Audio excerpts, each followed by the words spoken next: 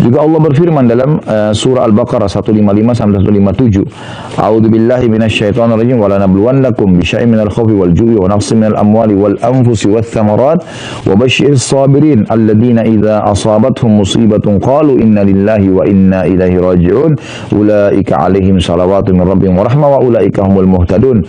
Dan sungguh kami pasti akan memberikan cobaan kepada kalian semua dengan sedikit ketakutan, kekhawatiran, kelaparan, kekurangan harta dan jiwa dan buah-buahan, dan beritakanlah berita gembira kepada orang-orang yang sabar, yaitu orang-orang yang apabila ditimpa musibah mereka mengucapkan kami milik Allah dan kami akan kembali kepada Allah. Mereka itulah akan mendapatkan keberkahan yang sempurna dan rahmat dari pencipta atau Rabb mereka, dan mereka itulah orang-orang yang mendapat petunjuk.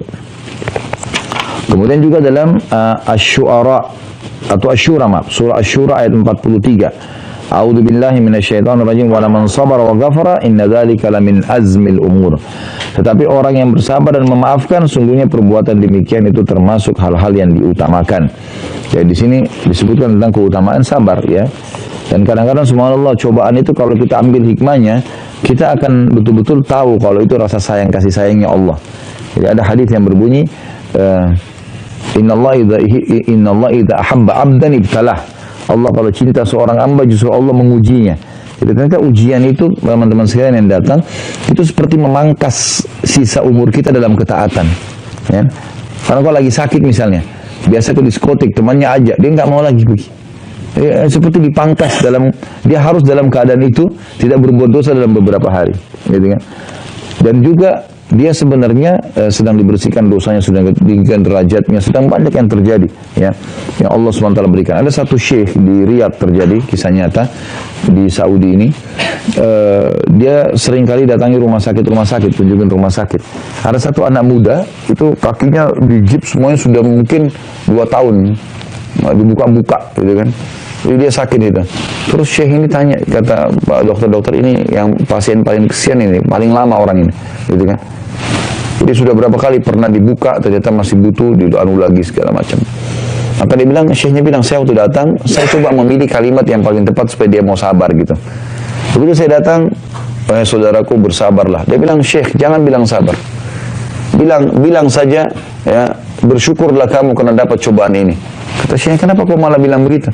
Kok bisa kamu pasien paling lama sini sampai 2 tahun kaki kamu nggak bisa bergerak, kemudian kamu bilang bersabar? Dia bilang, syekh demi Allah, saya dulu 2 tahun lalu sebelum kejadian ini, saya adalah orang yang paling jauh dari agama. Tiap hari kerja saya foya-foya, pokoknya banyak buat dosa dah. Saya ini kejadiannya 2 tahun lalu tabrakan sampai kaki saya patah, gitu kan. Dan setelah saya masuk rumah sakit, pekan-pekan pertama memang saya sedih, saya sumpah, saya segala macam. Tapi lama-lama saya hanya jadi berpikir karena tidak ada kegiatan dan saya tidak bisa bergerak. Saya lihat Al-Quran, saya baca Al-Quran dan tahu syekh, selama 2 tahun ini saya di sini, kaki saya begini, saya jadi hafal Quran 30 juz. Jadi saya bersyukur justru saya dapat musibah ini. Jadi kadang-kadang subhanallah memang cobaan kalau datang itu memberikan kepada orang sesuatu yang dia mesti ambil hikmah dari situ ya.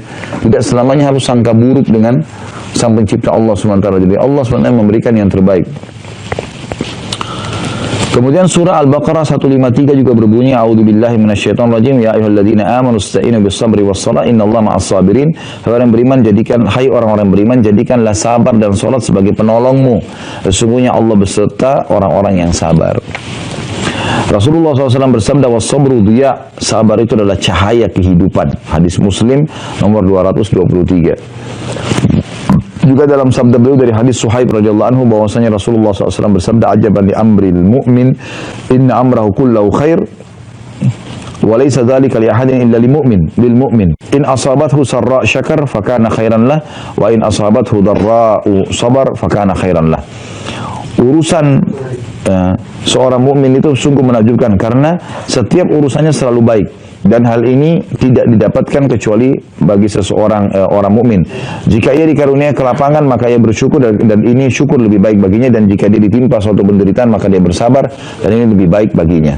Juga diriwayatkan dari Anas radhiyallahu anhu, ia berkata, aku mendengarkan Rasulullah SAW bersabda, Inna Allah azza wa jalla qala idza btalaitu abdi bihabibatayhi fasabara awwadtuhu minhum al-jannah yuridu aynai.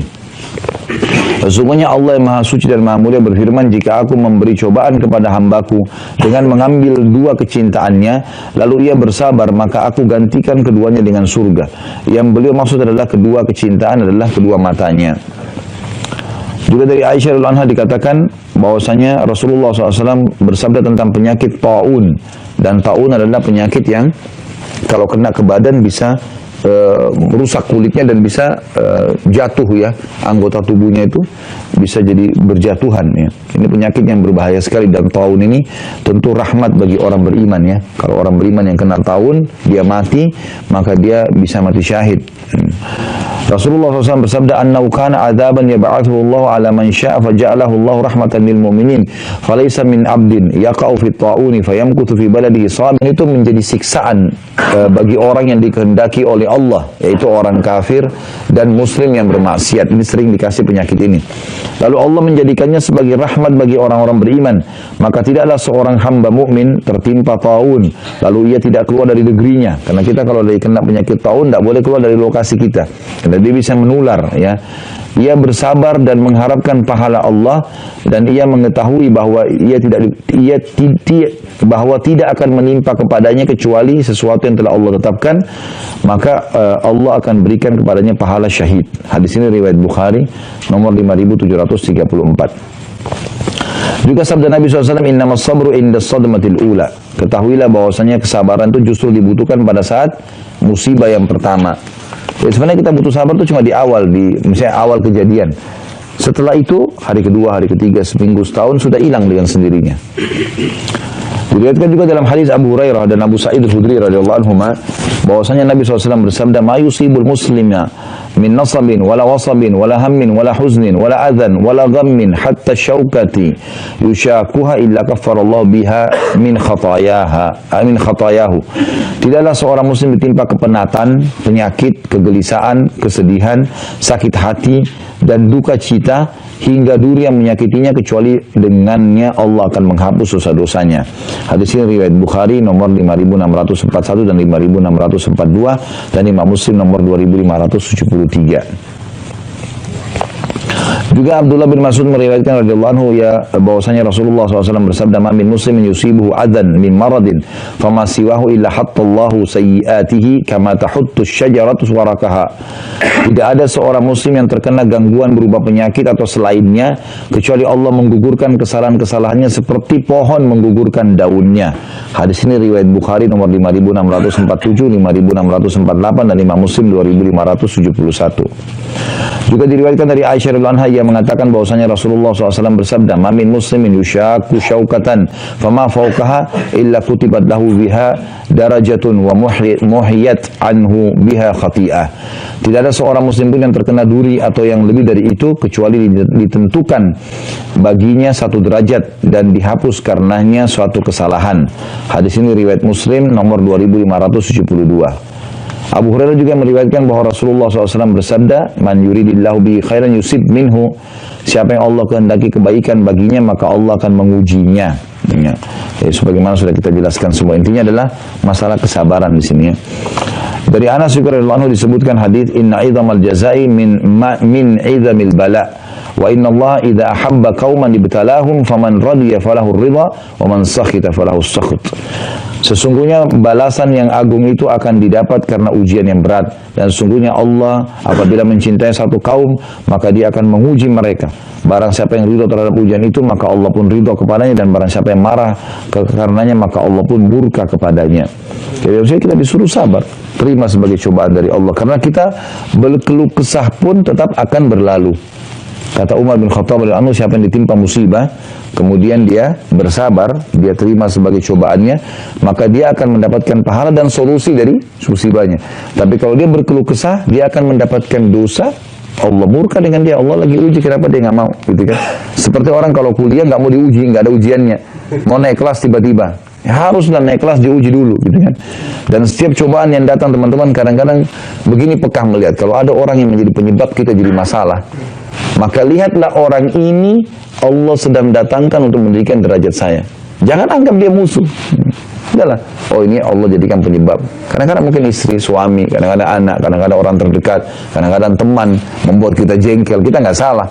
Maka yakinlah teman-teman, ini datang sebenarnya orang-orang ini untuk ini Allah jadikan mereka penyebab kita saja untuk mendapatkan derajat yang tinggi. Jadi jangan semuanya kita keluh kesahkan, ambil hikmahnya dari situ.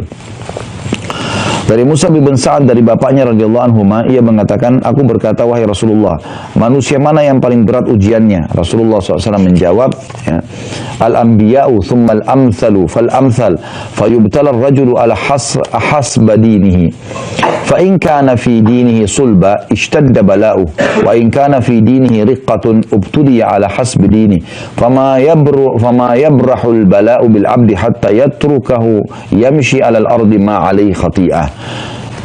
Kata Nabi SAW, yang paling berat adalah para nabi-nabi. Jadi jangan kita anggap nabi-nabi itu nggak ada cobaannya. Nabi Muhammad SAW menghadapi masalah dengan istrinya. Ya, pernah para istrinya sepakat untuk minta dinaikin nafkah sampai Nabi SAW memboikot mereka sebulan, gitu kan. Nabi SAW pernah menghadapi banyak kasus dalam masalah rumah tangga, menghadapi orang di sekitarnya kaum munafikin, sahabat-sahabat yang mengaku sahabat Nabi SAW tapi mereka orang munafik, seperti Abdullah bin Abi Salul dan grupnya. Kemudian Nabi SAW juga pernah menang dalam perang, pernah kalah. Nabi SAW sakit, sampai Nabi pernah sakit demam teman-teman sekalian. Kata seorang sahabat, saya lupa namanya, dia nyentuh badan Nabi, dia mengatakan, saya temukan badan Nabi seperti api. Terus saya mengatakan, ya Rasulullah, Anda panas sekali. Kata Nabi SAW, sesungguhnya aku diuji 2 kali lipat dari apa yang diujikan kepada kalian. Ya. Sampai sahabatnya mengatakan, ya Rasulullah, berarti Anda juga dapat 2 kali lipat pahala. Kata Nabi SAW, iya, juga mendapatkan 2 kali lipat pahala. Gitu. Kemudian orang yang seumpama dengan mereka, maksudnya orang-orang yang dekat dengan para nabi-nabi, cobaannya juga berat. Lalu yang seumpama dengan mereka, seseorang akan diberi ujian sesuai dengan kekuatan agamanya. Seorang hamba akan senantiasa diberi ujian hingga ia akan dibiarkan berjalan di muka bumi tanpa ada satu dosa pun. Nah. Jadi teman-teman jangan menganggap cobaan itu sesuatu yang buruk. Enggak, itu baik buat kita. Dan dalam hadis yang lain dikatakan Allah tidak akan menguji hamba melampaui kapasitasnya. Jadi pasti kalau kita sedang dicoba, pasti kita mampu itu. Dan siap saja, saya ada cobaan lagi, ada cobaan lagi, itu sudah biasa. Hadapi saja. Yang penting kita dalam keadaan benar, yakinlah. Dalam banyak ayat Al-Quran, saya sering sampaikan dalam masalah menghadapi cobaan harian teman-teman sekalian, Allah SWT selalu pasti. Kita tinggal sabarin, lalu kita akan dapat jalan keluar. Ya. Tiba-tiba kita difitnah tanpa sebab, sudahlah. Apa kalau kita bisa luruskan. Kalau tidak, ya sudah diam aja. Kita cuma berusaha sabar, terima. Tapi sambil kita luruskan kalau memang ada kesempatan, momennya tepat. Tapi nggak usah menyita waktu yang luar biasa untuk mengurus itu. Gitu kan? Allah punya cara nanti akan membalikan keadaan supaya kita yang diberikan oleh Allah penjelasan. Oh, kalau ini orang ini benar, tidak akan salah. Dan banyak kasus terjadi masalah itu. Banyak. Musa alaihissalam berapa kali difitnah oleh kaumnya dan Allah selamatkan. Ibrahim alaihissalam, Nabi Muhammad SAW, banyak sekali ya, kisah dalam masalah itu. Jadi memang kalau kita beriman maka akan cobaan. Tapi jangan dianggap cobaan ini teman-teman berarti kita akan dirusak secara fisik segala macam. Bukan itu yang dimaksud. Tapi cobaan ini artinya dia akan lalui hal-hal yang memang dia harus butuh kesabaran setiap harinya. Ya. Baik itu dari pasangannya. Kita tahu Nabi Nuh alaihissalam istrinya 950 tahun didakwai nggak mau masuk Islam, nggak mau beriman, gitu kan. Umar bin Khattab pernah waktu ada seorang sahabat mau mengeluh berkeluh kesah dengan beliau karena istrinya ngangkat suaranya, kemudian datang ke rumah Umar, ternyata istri Umar juga begitu. Ya. Maka dia pulang. Lalu kata Nabi Umar tahu orang itu datang, Umar kejar dia. Kenapa? Kenapa kau pulang? Kenapa nggak sampaikan keluh kesahmu? Dia bilang masalah kita sama, Amirul Mukminin. Di rumah saya begitu, sekarang Anda juga hadapi. Kata Umar bin Khattab, dia masak buat saya, dia cuciin baju buat saya, dia lahirin anak. Bukan di situ. Maka ada cobaan-cobaan yang datang, tapi seseorang sabar hadapi. Dia coba luruskan, dia coba lalui lah, gitu. Tapi kalau orang menganggap teman-teman dia tidak ada cobaan sama sekali, ini berarti seperti orang yang tidak ada iman. Karena memang cobaan pasti akan datang, tapi itu kebaikan buat seseorang muslim.